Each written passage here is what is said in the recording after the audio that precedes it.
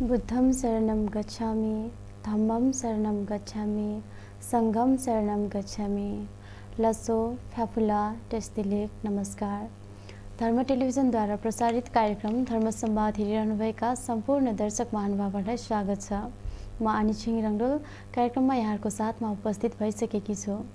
दर्शक महानुभावहरू, यो कार्यक्रम विशेष गरी बुद्ध धर्म, दर्शन, ध्यान, साधना, संस्कार, संस्कृति र परम्पराहरूबारे अमृत उपदेश एवं विविध धार्मिक तथा सांस्कृतिक विषयहरूमा जिज्ञासा र सन्देशमूलक कार्यक्रम हो।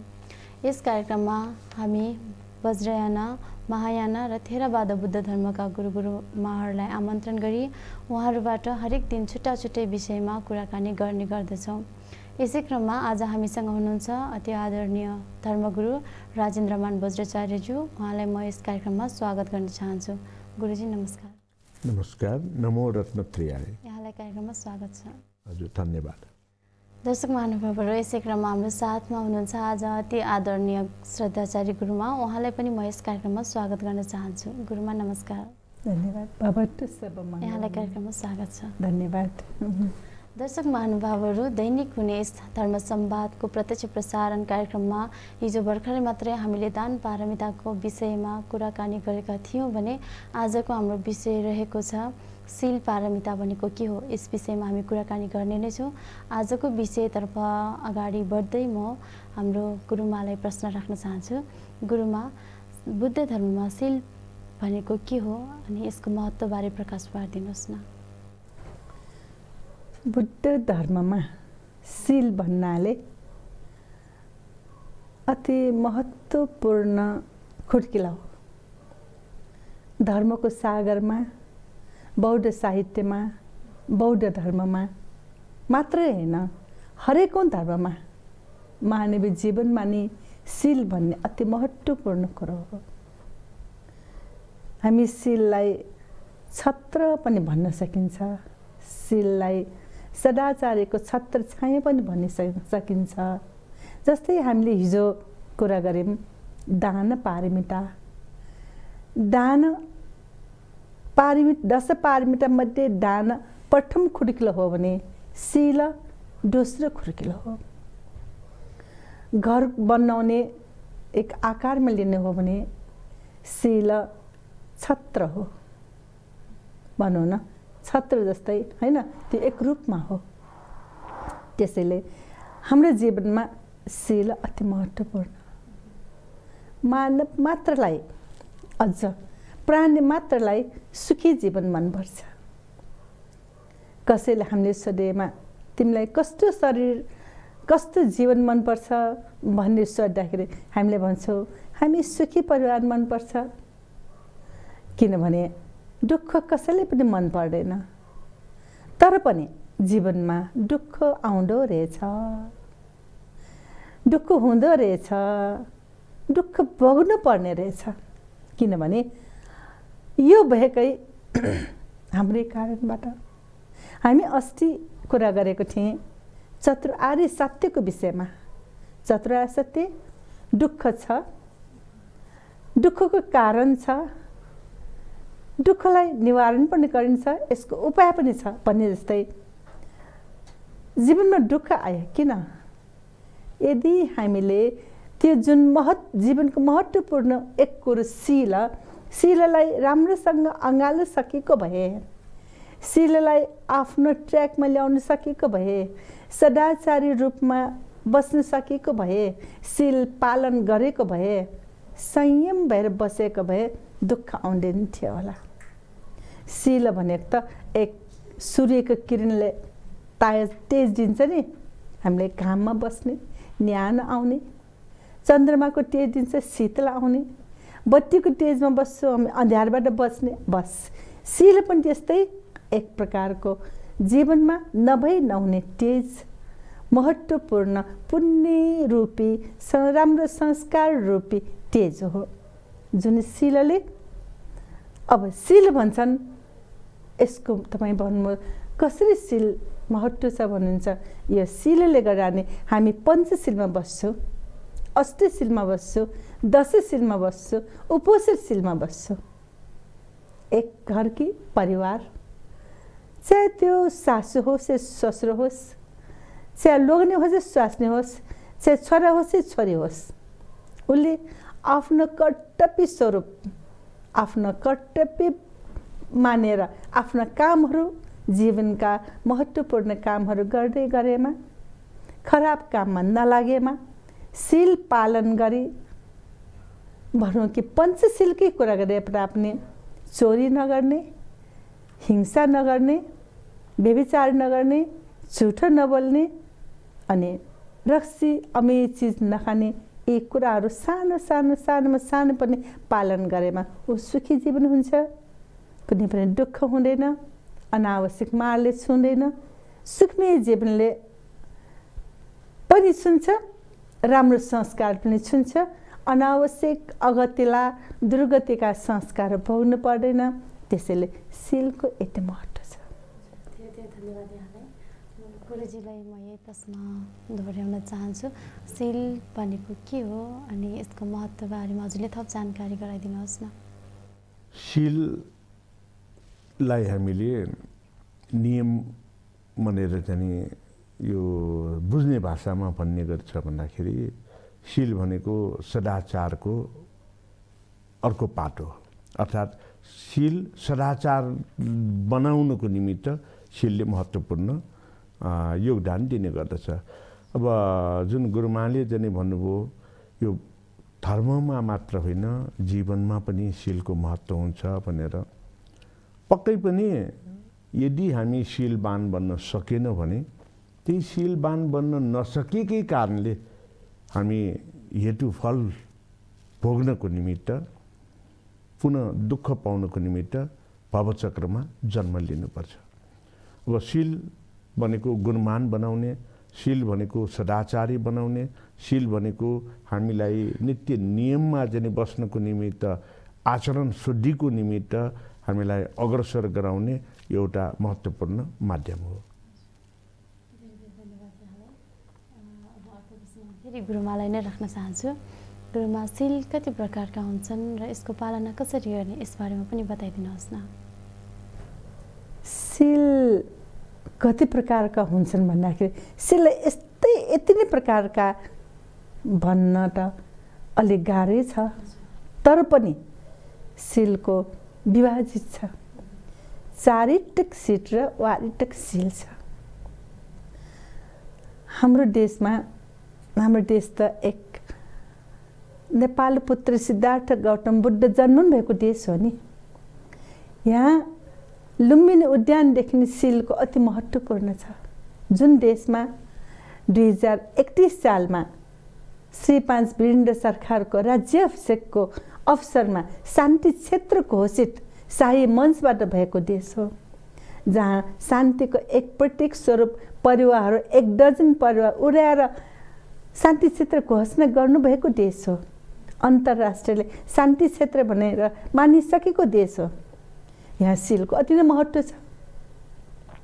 यति मात्र होइन, हिमाल शिखर, बुद्ध मूर्ति, विभिन्न धर्मस्कन्धहरू बहा बही चैत्य त हजारौँ छ, जहाँ अशोक स्मार्टले 84,000 स्तूपहरू बनाइदिनु भएको छ, ताकि चाबहिल जस्तो स्तूपा शान्तिको लागि नै राख्नु भएको। उहिलेको कुरामा नेपालमा शान्ति माग्नै पर्दैन, शान्ति त्यसै हुनुपर्ने ठाउँ हो, तर पनि छ र शान्ति छैन।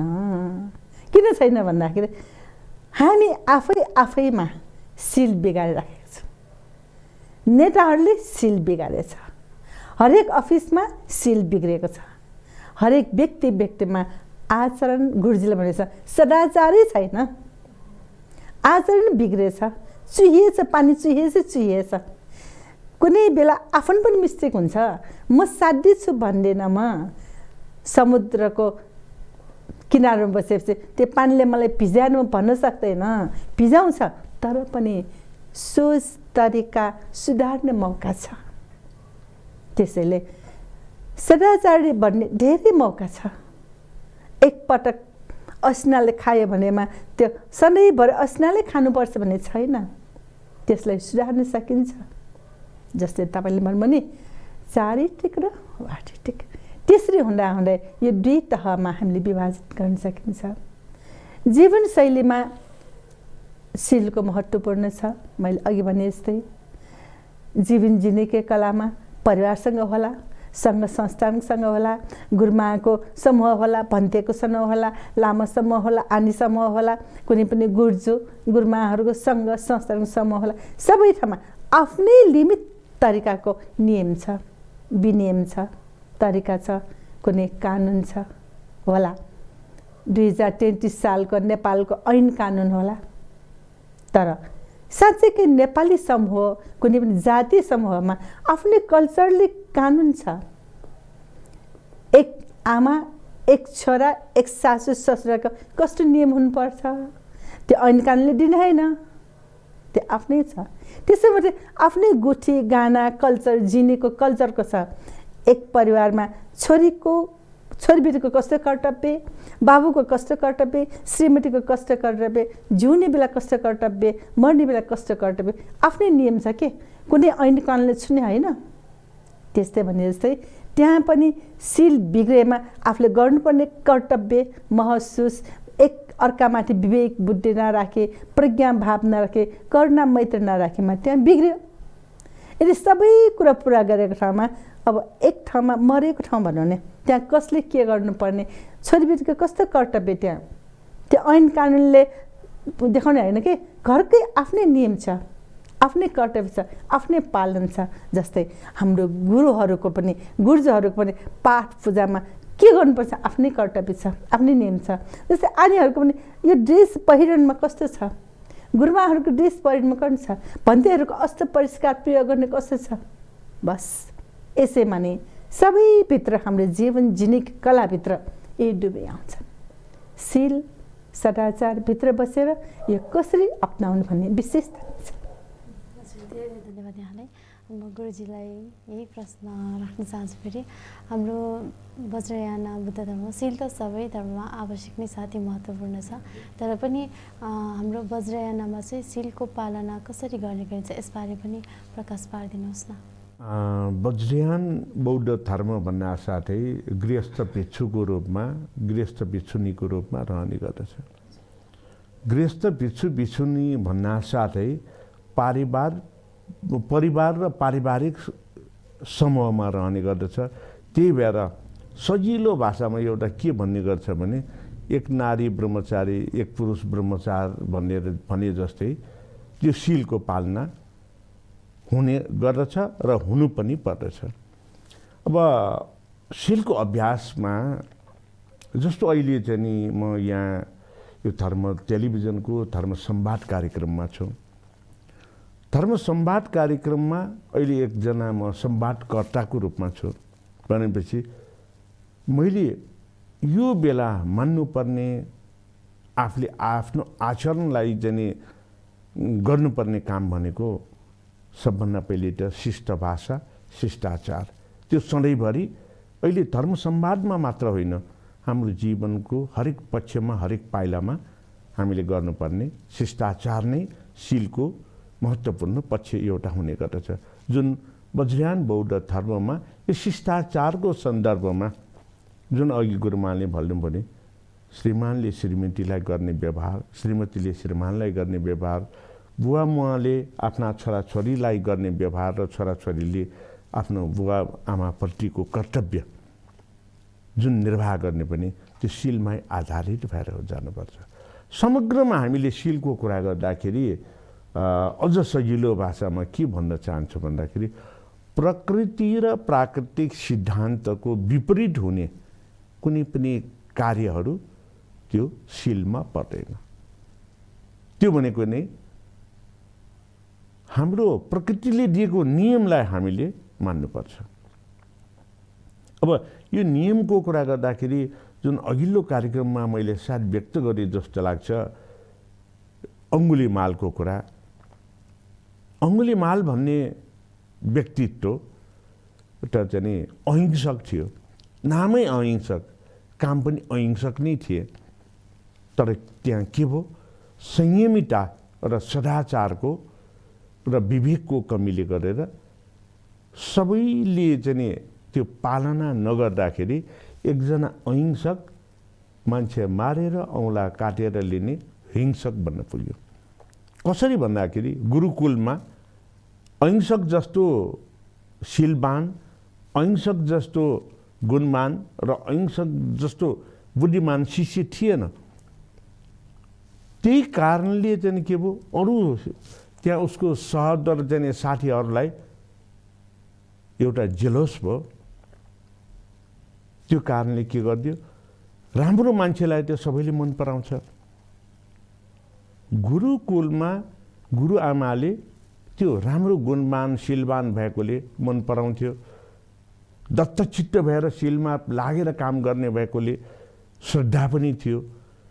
त्यो श्रद्धा र चाहिँ उसको गुणलाई हेरेर गुरुआमाले अलिकति चाहिँ उसको दुःखमा दुःख नहोस् भनेर, पीडा नहोस् भनेर हटाउन खोज्दाखेरि जेलस गर्ने साथीहरूले के गरिदियो, गुरुआमाप्रति कुदृष्टि हेऱ्यो भनेर गुरुलाई चुकुली लगाइदियो।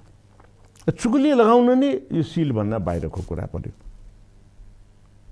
तर चाहिँ गुरु जस्तो व्यक्तिले यो अहिंसकको द्वेष भावना अथवा शीलमा नपरेकै हो कि भनेर नबुझिकन अरू विद्यार्थीहरूको चेलाहरूको चाहिँ बहकाउमा परेर गुरुआमाले एक दिन थाकेर आइराखेको चाहिँ अहिंसकलाई आफ्नो काखमा टाउको राख्न लगाएर सुमसुमिरहेको बेलामा कुदृष्टिमा पर्यो भनेर जुन चुकुरी लगाउनु भयो, त्यसको बदलामा गुरुले के गर्नुभयो, अब तिमीहरूको पढाइ सकियो भनेको बेलामा गुरु दक्षिणा मैले के चढाउँ भन्दाखेरि मलाई 1000 जना मानिसको बुढी औँला काटेर चाहिँ माला लगाएर लगाइदियो भनेर भने गुरुले त्यो वास्तविकता नबुझिकन अहिंसकलाई त्यसरी निर्देशन गरेपछि अब अहिंसक त के थियो, गुणमान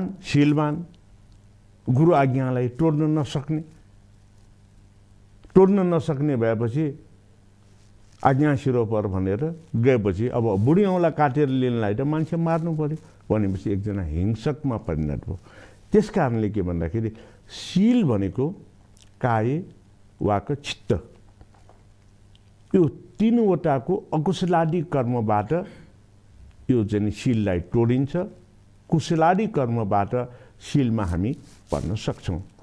त्यस कारणले अब काय भनेपछि शरीरबाट हुन अकुशलादी कर्महरू, चोर्ने, यो चाहिँ पिट्ने कुट्ने, दुराचारी हुने, त्यो हामी त्यसबाट चाहिँ त्याग गरेर टाढा रहनु पर्यो। त्यो घटनाहरू हामीले बाट गर्नु भएन। वाक बोलीले कसैले अपशब्द प्रयोग हुने, कसैलाई यो चाहिँ चित्त दुख्ने कुराहरू गर्नु भएन। जस्तो कि अहिले चाहिँ मैले कसैलाई त्यो एउटा ल्याउ त भनेर भन्यो भने सायद अर्को व्यक्तिले मलाई के भन्छ, म उसको नोकर भएर मलाई अर्डर दियो भनेर चित्त दुखाउन सक्ला। तर त्यो व्यक्तिबाट मैले काम लिनु छ भने उसलाई शिष्ट भाषामा त प्रयोग गर्न सक्छौँ। मलाई त्यो वस्तु एउटा चाहिएको थियो, म यहाँ उठ्न अप्ठ्यारो भइराख्यो वा मलाई यो चाहिँ समस्या परिराख्यो, कसैले मलाई सघाइदिनुहुन्छ कि भनेर भनेको भए अर्को व्यक्तिले के पनि नबोलिकन तुरन्तै त्यो सामान ल्याएर दिन्थ्यो होला। त्यस कारणले बोलीको प्रभाव भनेको एकदम गोलीको प्रभाव भन्दा पनि तीक्ष्ण हुन्छ, तीखो हुन्छ र त्यसको अति उपयोगी हुन्छ। अब बोलीले कसैलाई चुकुली गर्नु भएन, कसैलाई उस्काउनु भएन, कसैको चित्तमा चोट पुग्ने गरेर कसैलाई चाहिँ दुर्व्यवहार गरेर बोल्नु भएन। त्यसै गरेर मन चित्तले द्वेष भावना प्रकट गर्नु भएन, अरूको कुभलो छिटाउनु भएन, अरूप्रति घृणा उत्पन्न गर्ने, अरूप्रति द्वेष उत्पन्न गर्ने भएन। अब यसमा काय र वाकले चाहिँ अकुशलादी कर्म हुँदाखेरि के हुन्छ, हामीलाई बाह्य मारले सताउँछ। बाह्य मारले भनेको चाहिँ के भन्दाखेरि मैले कसैलाई गाली गरेँ भने उसले पनि गाली गर्ला, मैले कसैलाई पिट्यो भने उसले पनि पिट्ला। मुख यो वाकको कुरा भयो। शरीरको काय शरीरको कुरा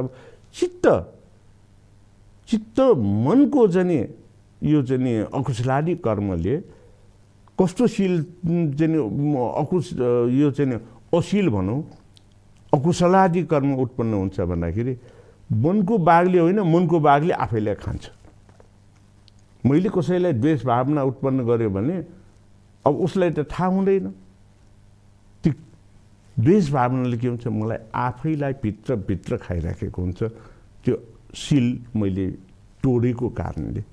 त्यसकारण वज्रयान बौद्ध परम्परामा हामी यो गुठी गहनाको माध्यमबाट शील समाधि प्रज्ञामा रहनको निमित्त सबै मेलमिलापको वातावरणमा अगाडि बढ्छौँ। शीलको अभ्यास गर्नको लागि बिहान उठ्न साथैदेखि लिएर चाडपर्व आदि इत्यादिमा पूजा पाठको माध्यमबाट हामीले शीलको चाहिँ अभ्यास गर्छौँ। अनि शीलको शिक्षामा धर्म देशना धर्म उपदेश जसलाई हामी विशेष गरेर धर्म देशना भन्दाखेरि पनि कुनै पनि बौद्ध स्तोत्रहरूको पाठ गरेर श्रवण गराइसकेपछि त्यसको व्याख्या विश्लेषण गरेर अनि त्यसलाई यसरी हामी आचरणमा बस्नुपर्छ भनेर सिकाउने गर्छौँ। यो नै चाहिँ सम्पूर्ण रूपमा वज्रयान बौद्ध धर्ममा शीलको अभ्यास हो र शीललाई हामीले अभ्यस्त बनाएर व्यावहारिक जीवनमा अगाडि सर्ने शिलाचारको माध्यम हो। धेरै धेरै धन्यवाद यहाँलाई। म अर्को प्रश्न गुरुमासँग जोड्न चाहन्छु। गुरुमा शीलको महत्त्व कतिको छ, कतिको महत्त्वपूर्ण छ भनेर त यहाँले बताइसक्नुभयो। दैनिक जीवनमा शीलको अभ्यास कसरी गर्न सकिन्छ, कसरी गरिन्छ, यसको बारेमा पनि बताइदिनुहोस्।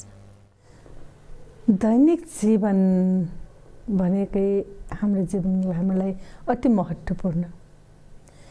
एक एक फुलले माला गाँसे जस्तै एक एक दिनको कर्म संस्कारले हाम्रो जीवनको कर्म संस्कार बनिरहन्छ।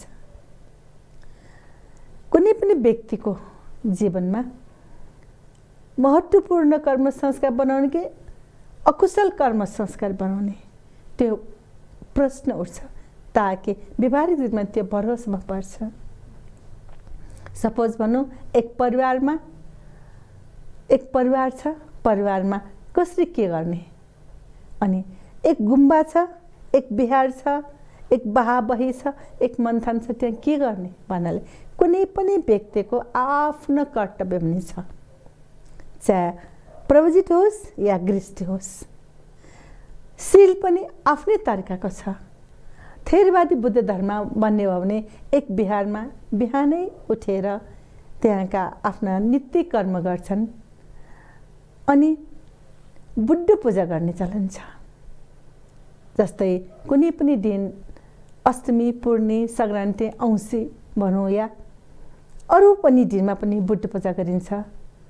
अनि उपासक उपासिकाहरू आउनुहुन्छ। त्यहाँ बुद्ध पूजामा सबभन्दा पहिले गुरुदेखि लाइनमा बस्नुहुन्छ एक अनुशासित रूपमा। अनि अर्को त्यसमा सर्वप्रथम त भगवान बुद्धलाई हामी के चढाउँछौँ हैन? नैवेद्य, फलफुल, जल, धूप, बत्ती, फूल इत्यादि आफूले सकेका श्रद्धाले दिएका खाद्यान्न वस्तुहरू चढाउँछौँ हामी। त्यसैमा अनि हाम्रो गुरुबाट अगाडि भए गुरुबाट, अगाडि नभए कुनै भगवानको मूर्ति अगाडि राखेर, कुनै तस्बिर राखेर, कुनै चैत्य राखेर, कुनै चैत्य राजको अगाडि, कुनै कतैको अगाडि उपासक उपासिकाहरू भन्ती गुरुमाहरू बस्नुहुन्छ अनि शील प्रार्थना गर्नुहुन्छ। नमो तस्स परेर भयो वा ओकाशद्वारा तैन परेर बा, अथवा आफूले जे जानेको हो पाली ग्रन्थबाट नसके कुनै ग्रन्थबाट पनि आफूले हृदय रूपी श्रद्धा चढाएर, हृदय रूपी फुल चढाएर त्यहाँ बुद्धमा प्रार्थना हुन्छ अनि पञ्चशील लिन्छ। कसैले अष्टशील लिन्छ, कसैले दशशील लिन्छ। अनि प्रवजितहरू आफ्ना तरिकाको आफूले गर्नुपर्ने, माल्नुपर्ने, पालन गर्नुपर्ने शीलहरू भिन्दा भिन्दै हुन्छ, पालन गर्नुहुन्छ। जीवनमा शील त्यसरी लिन्छ भने गृहस्थी जीवनको प्रायः पञ्चशील लिनुहुन्छ। पञ्चशील भन्नाले पानादि पाटा वेरमणि शिक्षा पदं समाधियामि अदिना दाना वेरमणि शिक्षा पदं समाधियामि कामी सुमिच्छाचारा वेरमणि शिक्षा पदं समाधियामि मुसावादा वेरमणि शिक्षा पदं समाधियामि सुरामेरय मज्जपमा दत्ताना वेरमणि शिक्षा पदं समाधियामि। यी पञ्चशीलबाट उनीहरू विभूषित हुन्छन्। 10 ती पञ्चशील विभूषित रहेछ। उसले के गर्यो? म सबभन्दा पहिले हिंसा गर्दैन, चोरी गर्दैन, व्यभिचारी गर्दैन, झुठो कुरा बोल्दैन, अनि अमेर चिज खाएर आफूले लगाएर मापेसमा पर्दैन। यो कुनै पनि नगरेपछि जीवन सुखमय भयो। बस यही सुखमय अन्तर्गत नै उसको पाइला चाल्यो भने त्यो राम्रो भयो। त्यसले जीवन सुखी आफू मात्र होइन कि झगडा नभएपछि परिवारमा सुख भयो, छिमेकीमा सुख भयो, 4 जनाको अगाडि उठ्ने जरा एक आपसमा मैत्रीपूर्ण भावना हुन्छ, सुखमय भावना हुन्छ, प्रज्ञारूपी भावना हुन्छ। यति मात्र होइन, साँच्चै भन्यो भने जीवनमा दुःख हुने भनेको त्यो शील बिग्रेर हो। अनि अघि गुरुजीले भन्नुभए जस्तै हाम्रो काय वाचा मनबाट शील कसरी बिग्रिन्छ त भन्ने सन्दर्भमा लियो भने मुखबाट 4 प्रकारका अकुशलहरू निस्किन्छ, चित्तबाट 3 प्रकारले अकुशल काम गर्न सकिन्छ, कायबाट पनि त्यस्तै 3 प्रकारको हुन्छ।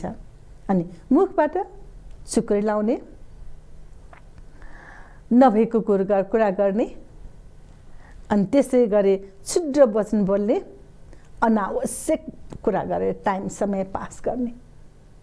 अनि शरीरबाट स्पष्टता, हैन, नराम्रो भाव, यस्तै गरेर 3 प्रकार 10 प्रकारको अकुशलहरू कमाउँछन् त्यहाँ। त्यसैले यी कुराहरूलाई नै संयम गर्नलाई सदाचारपूर्वक आफ्नो चित्तमा बसमा राखेर एकाग्रतापूर्वक ध्यानपूर्वक गरेमा त्यो अकुशलबाट बच्न सकिन्छ। अकुशलबाट बच्न दर्शकवर्गहरू सजिलो छ, त्यति गाह्रो छैन। आखिर यही चित्त जुन ड्राइभ गर्नेले ड्राइभिङ गर्छ नि, ड्राइभ गर्छ, त्यो समय जस्तै मोटरसाइकल चलाउनेले ब्रेक समय जस्तै चित्तलाई पनि आफूले हे तिमी गलत ठाउँमा जाँदैछ भनेर ब्रेक समयको खण्डमा ऊ फेल हुँदैन, नराम्रो ठाउँमा परेन, एक्सिडेन्ट हुँदैन। यदि चित्तले जे खोज्छ त्यति गर्नुपर्छ भन्न खोजे कि अहम त म यस्तै त हुने, मेरो रूप ठुलो छ, मेरो सम्पत्ति ठुलो छ, म फलाना पदमा बसेको, म जे गर्छु त्यो ठिक छ, मभन्दा बस्ने सानो तिनीहरूले गरेको कुरालाई मैले मान्नु पर्दैन भनेर आफूले चित्तले कुशल कर्म गर्न लागेको भए अकुशल कर्म गर्न लागेको बुझ्दै नबुझे त्यो ओह्रालोमा दौडिँदै गयो भने त्यो स्लिप खाएर एक्सिडेन्ट भइहाल्छ। त्यसैले नै चित्त सबभन्दा ठुलो हो, एकाग्रता सबभन्दा ठुलो हो, समाधि सबभन्दा ठुलो हो। अनि त्यसमा नि शीलको सबभन्दा महत्त्वपूर्ण भूमिका हुन्छ। अहिले हामी कुराकानी गर्दैछौँ शील पारमिताको विषयमा। यसै विषयलाई निरन्तरता दिँदै म हाम्रो गुरुमालाई प्रश्न राख्न चाहन्छु। गुरुमा, शील सम्बन्धी हाम्रो बुद्धकालीन केही घटनाहरू छ भन्ने बताइदिनुहोस् न। शील भन्नाले बुद्धकालीनमा हुन्छ, त्योभन्दा पहिले दीपङ्कर बुद्धको समयमा हुन्छ। 28वटा बुद्ध, 28-27 जना बुद्धहरूको हरेक जीवनमा आफ्नो आफ्नो शीलको कुराहरू छन्। हाम्रो जीवनमा छ, मल्लकालीनमा छ, त्यस्तै गरी शाहकालमा छ। अनि त्यति मात्र होइन, यो जुन राजनीतिको रूपमा लिनु भने राणाकाल, पञ्चायतकाल, प्रजातन्त्रकाल के भन्छ नि, हरेकमा छ शील सम्बन्धी। शील आफ्नो आफ्नो तरिकाको हुन्छ, तर शील भनेको शीलै हो, एक मात्र हो, जहाँ सदाचारी रूपपूर्वक बिताउने। त्यसैले गर्दा शीलको अति महत्त्व छ, जीवनमा शीलको भूमिका छ। भन्छन् नि यस्तै यसमा सम्झनु हुने, शीलय धर्मम पूर्णगत बुद्ध शीलय पारमिता गुण पूर्ण। शीलको गुण अति पूर्ण छ। अनि त्यस्तै गरी भन्यो भने त्रिरत्न याके शरण वनाझी निर्वाण पदवी लाय मल याकन दानय पुण्य लोभ मरेमा शीलय पुण्य द्वेष मरेमा भनेको शीलको जुन पुण्य प्रभावले चमत्कारमा एक आपसमा द्वेषको भाव नै नहोस् रे। कस्तो बोल्यो होला, कस्तो चमत्कार होला। त्यो सूर्य त के चम्क्यो, चन्द्रमा त के चम्क्यो, शील झनै चम्किएछ। यस्तै भने यस्तै बुद्धकालमा पनि शीलको महत्त्व छ, शीलको भूमिका छ। शील समाधि प्रज्ञा सम्बन्धी धेरै कुराहरू छन्। एक सम्झनै पर्ने कुरा हो भने बुद्ध जीवनमा भगवान् तथागतले आफू कपिल वस्तुमा जानु भएर 7औं दिनमा उहाँले आफ्नो छोरा, एकमात्र छोरा राहुल कुमारलाई प्रवजित गर्नुभयो। उहाँले आफ्नो एकमात्र छोरालाई, जुन छोरा आमाको कुरा सुनेर बुवा बुवा म त हजुरको छोरा हो, मलाई चक्रवृत्ति राजा हुन मन लाग्छ, मलाई हजुरको सम्पत्ति पाउन भने यसरी बाल लीलाले सम्पत्ति मागेको थियो, अंश मागेको थियो। बस त्यसो तथागत मुनिन्द्रले उसलाई तिमी मेरो छोरा हो, तिमीलाई मैले सम्पत्ति दिनुपर्ने मेरो कर्तव्य हो भनेर उहाँले के दिनुभयो? एक भिक्षु, एक बुद्ध, एक ब्रह्मचारी भएर बसिसकेका, क्लेशबाट निर्मूल भइसकेका, एक मारलाई विजय गरिसकेका के दिनुहुन्छ र उहाँसँग? के छ र? त्यही शील पारमी, दान पारमी, नैष्कर्म्य पारमी। बस यही सम्बन्ध नै राखेर आफ्नो छोरालाई भिक्षु बनाइदिनु भयो उहाँले। अनि सङ्गमा लानुभयो, राख्नुभयो। अब त्यो पवित्रताको छोरा, त्यसमा त कुनै द्वेष थिएन, कुनै घमण्ड थिएन, एक आपसमा मैत्री भावना थियो, किनभने असल गुणको छोरा हो नि। अनि एक दिन तथागत राहुल कुमारको धेरै कुराहरू सुन्नु भएपछि तथागत आफैले थाहा छ यो के हो भन्ने कुरो, तर पनि छोराले बोध गराउनका लागि, गर्नको लागि, शील सदाचार सम्बन्धी शिक्षा दिनको लागि, जीवनमा के हो भन्ने बुझाउनको लागि उहाँ एक दिन अम्बेला लट्ठीको भन्ने बिहारमा पुग्नुभयो, जुन बिहारमा राहुल कुमार बसिरहनु भएको थियो। अनि भगवान् तथागत आफ्नो बुबा आइसक्नु भएपछि छोराले पनि एक आफू सामान्य भयो। ठुलो गुरुलाई, भिक्षुलाई, भन्तेलाई, भगवान् तथागतलाई स्वागतार्थ गर्न एक बस्ने पिर्का मिलाइदिनु भयो। अब उहिले त खुट्टा ठुलाउनु चलन छ, पानीको बोतल लगेर खुट्टा राख्नुभयो, हातको ठुलो राख्नुभयो, आसन दिएर वन्दना गरेर एकतर्फ राहुल कुमार बस्नुभयो। अनि तथागतले आफ्नो छोरालाई सामान्य तिमी यहाँ आउनु त बोलाउनु भयो। सामान्य पनि आफ्नो शील स्वभाव प्रकट गरेर एक आपसमा बुवाले आदर गर्नुपर्ने अनुसार अगाडिबाट बस्नुभयो। अनि तथागतले त्यसै पानी हात खुट्टा धोएर अलिकति भएको बोतलको पानी देखाउनु भयो। हेर यो पानी कति छ भन् त भन्दाखेरि सामान्य राहुलले भन्नुभयो, भगवान् तथागत यो त थोरै पानी छ, थोरै पानी भएको। अनि त्यो सामान्य भावबाट बोल्नुभयो, एक शिष्टतापूर्वक, सदाचारपूर्वक, गौरवपूर्वक, दयामयपूर्वक, करुणा भावनापूर्वक बोल्नुभयो। अनि तथागतले फेरि पनि त्यस बोतलको पानीलाई हात धुनुभयो, बगाउनु भयो। अनि फेरि उहाँले सोध्नुभयो, राहुल पानी के भयो? तथागत यो पानीले बग्यो। अनि फेरि पनि तथागतले त्यो बोतललाई पानी खाली भएकोलाई तल घोप्ट्याउनु भयो। अनि फेरि राहुल कुमारसँग सोध्नुभयो, सामान्य यो के भयो? घोप्ट्यो। बस यही सन्दर्भमा नै भगवान् तथागतले राहुललाई अहमता हुनुहुन्न, सदाचारपूर्वक बस्नुपर्छ, शील नियममा रहनुपर्छ, आफ्नो अधिकार र कर्तव्य स्वरूप अधिकार प्रयोग गर्नुपर्छ भन्ने विभिन्न प्रकारको शिक्षाहरू दिनुभएको थियो। यो कथा यति महत्त्वपूर्ण छ कि बौद्ध शासनमा, बौद्ध साहित्यमा आजसम्म पनि राहुल कुमारको लागि भगवान् तथागतले आफ्नो छोरा सामान्यलाई एक भिक्षु बुवाले, गौतम बुद्धले दिनुभएको शिक्षा भनेर आजसम्म पनि यो अध्ययनपान गर्ने र एक आपसमा सहयोग स्वरूप यसको शिक्षाहरू बाँड्ने दिने कुराहरू आजसम्म पनि भइराखेको छ। यो अति महत्त्वपूर्ण छ। यति मात्र होइन, हामीले साँच्चै नै भन्ने भने शील सदाचार हरेक गुम्बामा छ, हरेक बाहाबहीमा छ, हरेक बिहारमा छ। आफ्नै तर्कको एक परिस्थिति अनुसार शील बाँचिरहेको हुन्छ। शीलले सबैलाई सुभाष दिइराखेको हुन्छ। ती सुभाषले गर्दा सबै नै खुसीपूर्वक बसिरहन पाउँछ। यदि शील सदाचारलाई एकातर्फ फालेर म यस्तै गर्छु भनेर भनेको खण्डमा त्यो सत्य मात्रै रहन्छ, असत्य रहँदैन। बुद्धकालीन समय पनि बुद्धका एक भाइ देवदत्त हुनुहुन्छ।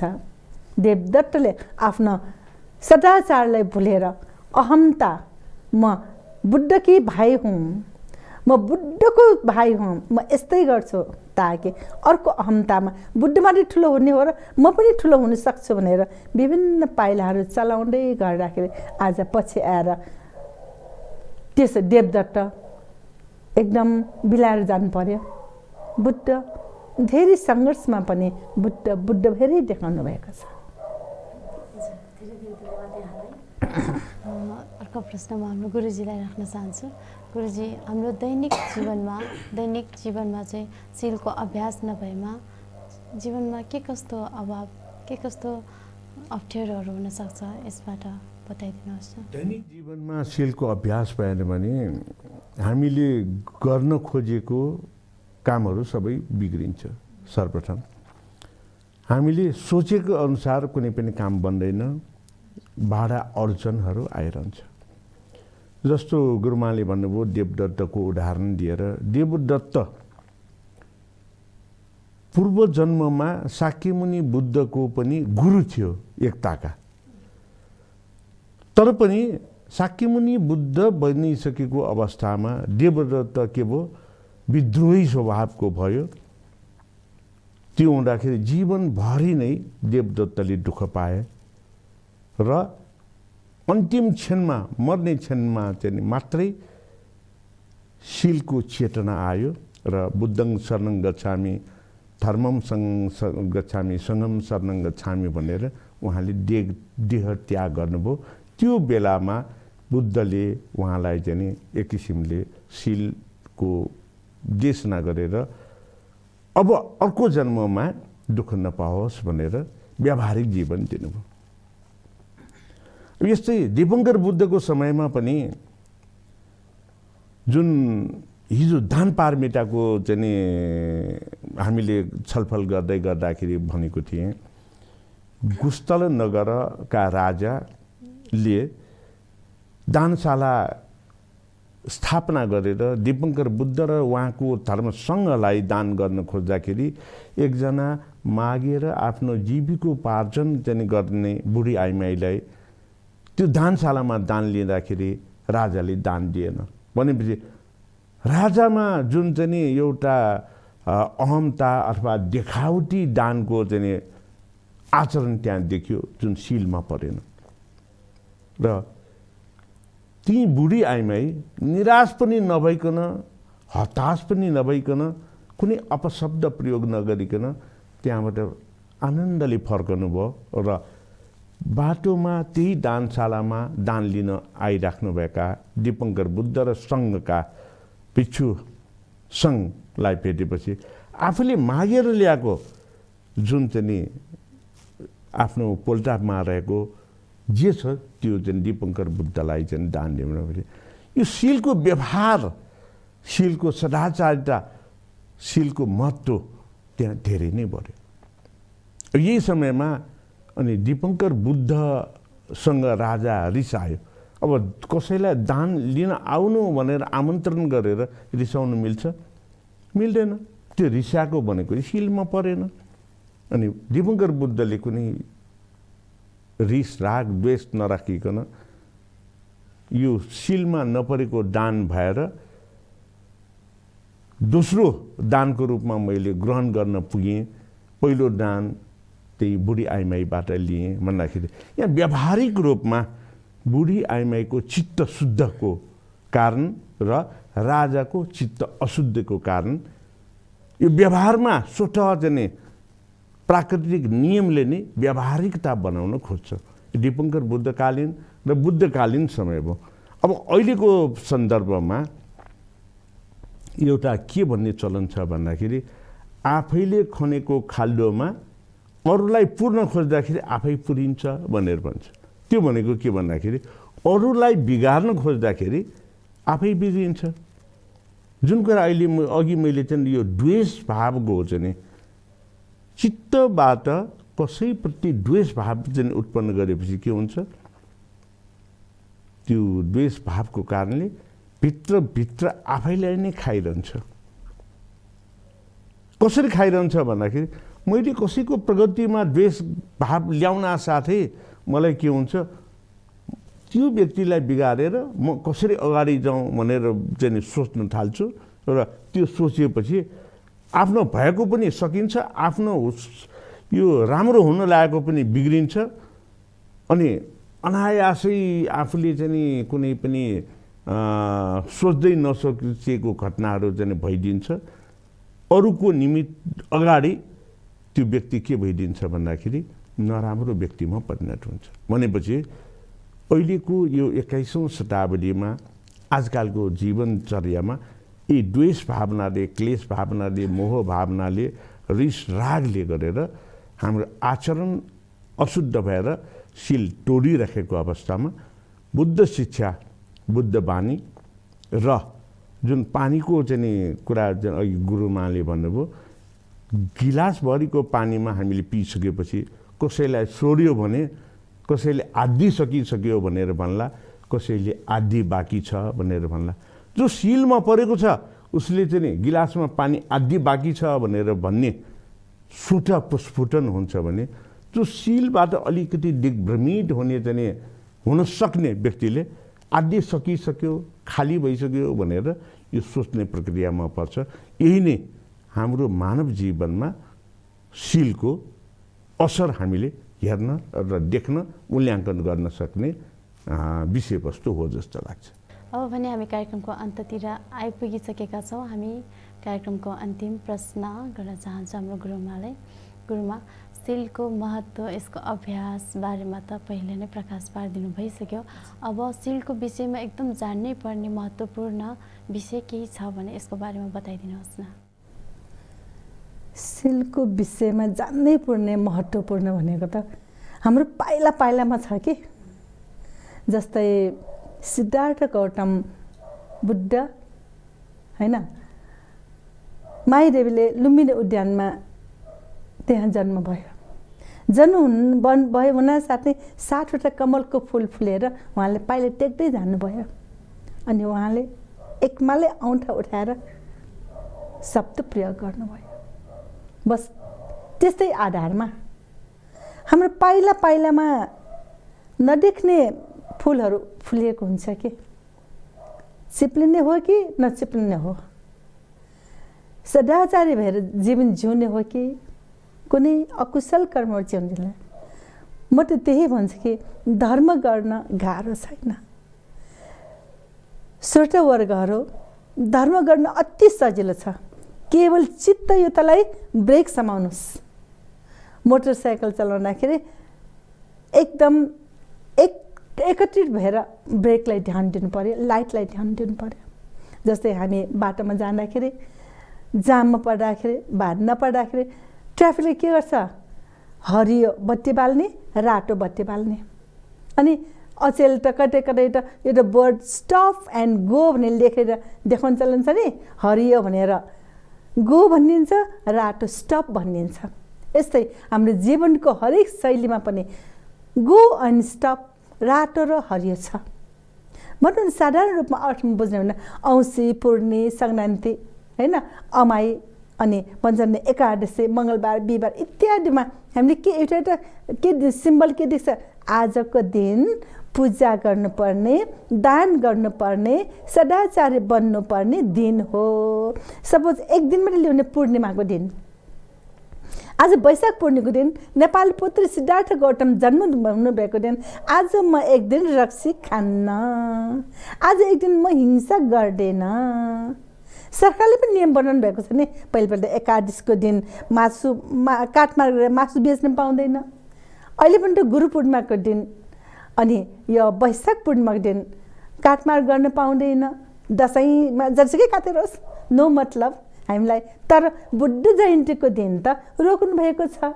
त्यो भनेकै स्टप एन्ड गोको कुरा आउँछ। हाम्रो जीवन पनि धर्म गर्न सजिलो छ, सदाचारी बढ्न सजिलो छ, शील पालन गर्न झनै सजिलो छ। त्यहीको अर्थ नै हो कुशल कर्ममा जान गाह्रो छैन, मान्छे सुखीमै जीवन बन्न सजिलो छ। जस्तै भन्छन् नि लुम्बिनीमा के भने बोर्ड राख्नु छ अहिले चाहिँ पञ्चशील क्षेत्र घोषित भनेर राख्नु भएको छ। त्यस्तै यस धरतीमा हाम्रो काठमाडौँ उपत्यकामा पनि कहीँ नभए तापनि हरेक कार्यालयमा, राष्ट्रपतिको भवनमा, प्रधानमन्त्रीको भवनमा, सभासदको भवनमा पञ्चशीलको ब्यानर राख्नुहोस्, पञ्चशील पालन गर्नु भन्नुहोस्। बस त्यो जति पनि बिगेका नेताहरू सुध्रिन्छ कि। अहिले पनि त हाम्रा मेयरज्यू, काठमाडौँका मेयरज्यू, उपत्यका मेयर मात्र होइन भक्तपुर, पाटन इत्यादिका मेयरज्यूहरूले पनि के गर्नुभएको छ अचेल प्रायः छ धर्ममा आँखा दिनुभएको छ, धर्मप्रति श्रद्धा राख्नु भएको छ। कति बही बिहार गुम्बाहरू पुराना विशेष मौलिक स्टबहरूलाई सुधार गरिराख्नु भएको छ। त्यो एक प्रकारको शील पालन होइन, नजर राम्रो, ध्यान राम्रो, दृष्टि राम्रो अनि संस्कार रूपी भएर पनि पछि गएर कृति राम्रो जान्छ। त्यसैले म यही अनुरोध गर्दछु कि हाम्रा दर्शकवर्गमा, यो देश चलाउने चालकहरूमा तपाईँहरूले पनि केही नभए पनि पञ्चशील एउटा मात्रै भए पनि पालन गरिदिनुहोस्। सधैँ पर्दैन, तपाईँहरू घरमा बस्नुहुन्छ एक दिन शनिबार भए मात्रै पालन गर्नुहोस्। अफिस जाने बेला त जे गर्नु भयो, एक दिन त पालन गर्नुहोस्, एक दिन त पवित्र बन्नुहोस्, एक दिन त ध्यान 5 मिनट पनि गर्नुहोस्। शीलको स्वाद लिनुहोस्, अति मिठो छ शीलको स्वाद, अति सुखमय जीवन छ शील पालन गर्दाखेरि। त्यसैले धर्म गर्न गाह्रो छैन। धेरै धेरै धन्यवाद यहाँलाई। गुरुजीलाई पनि म शीलको विषयमा भन्नु पर्ने छोटो महत्त्वपूर्ण कुरा यहाँको पनि छ भने छोटो रूपमा हाम्रो दर्शक महानुभावहरूलाई बताइदिनु हुन म आग्रह गर्छु। सबै कुराहरू चाहिँ गुरुमाले गरिहाल्नुभयो। म एउटै कुरा विभिन्न दृष्टिकोणबाट भन्न चाहन्छु। धर्म गर्न सजिलो छ, कर्म गर्न गाह्रो। यो भनेको के भने आजकल फेसबुकमा एउटा आइरहेको छ नि, धुम्रपान निषेधित क्षेत्र भनेर साइनबोर्ड ताङ्ने व्यक्तिले आफैले चाहिँ चुरोट चाहिँ मुखमा च्यापेर त्यो धुम्रपान निषेधित क्षेत्रको साइनबोर्ड राख्ने। उसले धर्म त निभाए, कसैले त्यो ताङ भनेर ताङ्न गयो, धर्म गर्यो, तर कर्म गर्दाखेरि चुरोट च्यापेर। त्यस्तो नगरौँ। गुरु बन्न सजिलो छ, चेला बन्न गाह्रो छ। कसैलाई नगर भन्नु त सजिलो छ, तर त्यो आचरण अरूलाई नगर भनेको आचरण आफूले पनि पालना गर्नुपर्छ। यो भनेको के भन्दाखेरि सबभन्दा सजिलो भाषामा प्रकृति र प्राकृतिक सिद्धान्तमा हामी रहौँ, कसैलाई मर्का पर्ने काम हामीले नगरौँ, अरूलाई दिएको उपदेश आफूले पनि पालना गरौँ। यसो भयो भने हामीले अघि भनेको काय वाक चित्त सबै कुरामा हामी सक्षम भएर सबल भएर शीलमा परिणत हुन्छ अनि दुःख पाउनुको निमित्त पुनर्जन्म लिएर यो भव संसारमा हामी आउनु पर्दैन। अब शाक्यमुनि बुद्धको गुरु भएर पनि देवदत्तले दुःख पाए जस्तो हामीले पाउनु पर्दैन। त्यसकारणले यो धर्म संवाद हेरिराख्नुभएका आदरणीय हाम्रा दर्शक महानुभावहरूलाई मेरो कोटि कोटि नमस्कार यहाँहरूलाई। एउटै छ के भन्दाखेरि हामी अरूलाई उपदेश दिँदाखेरि आफूले पनि त्यो उपदेशको पालना गरौँ। यति नै भन्दै यो सिलको सबैभन्दा महत्त्वपूर्ण पक्ष मेरो विचारमा यही हुन्छ जस्तो लाग्छ। धन्यवाद। धेरै धेरै धन्यवाद यहाँलाई। दर्शक महानुभावहरू, आज हामी सिल पारमिताको विषयमा कुराकानी गऱ्यौँ। अवश्य पनि यहाँहरूले पनि सिल पारमिता भनेको के हो, सिललाई कसरी पालना गर्नुपर्छ त, हाम्रो जीवनमा सिलको कतिको महत्त्व हुन्छ भन्ने विषयमा त जसरी अँध्यारोमा एउटा ज्योति मात्रै पनि त्यहाँ एउटा अँध्यारो कोठामा एउटा लाइट बाल्यो भने त्यो रुम कति उज्यालो देखिन्छ भने जस्तै हाम्रो जीवनमा पनि सिलको एकदमै महत्त्वपूर्ण छ। सिल बिना हाम्रो जीवन एकदमै कठिन छ भन्ने बारेमा यहाँले अवश्य पनि बुझ्नु भएको छ भन्दै म आजको यस कार्यक्रमलाई अब यस कार्यक्रमबाट बिदा हुन चाहन्छु। सर्वप्रथम त भन्दा पनि अब हाम्रो यति बेलासम्म कार्यक्रम साथ दिनुहुने हाम्रो आदरणीय गुरुज्यू राजेन्द्रमान बज्राचार्यज्यू र हाम्रो आदरणीय श्रद्धाचार्य गुरुमाज्यूलाई धेरै धेरै धन्यवाद दिँदै हाम्रो प्राविधिक मित्रहरूलाई पनि धेरै धेरै धन्यवाद र अहिलेसम्म प्रत्यक्ष प्रसारण हेरेर साथ दिनुहुने हाम्रो सम्पूर्ण दर्शक महानुभावहरूलाई पनि धेरै धेरै धन्यवाद भन्दै अहिले हामी यस कार्यक्रमबाट छुट्टिन चाहन्छौँ। भवतु सर्वमङ्गलम। भवतु सर्वमङ्गलम। सिल सदाचारमा सधैँ रहन सकौँ।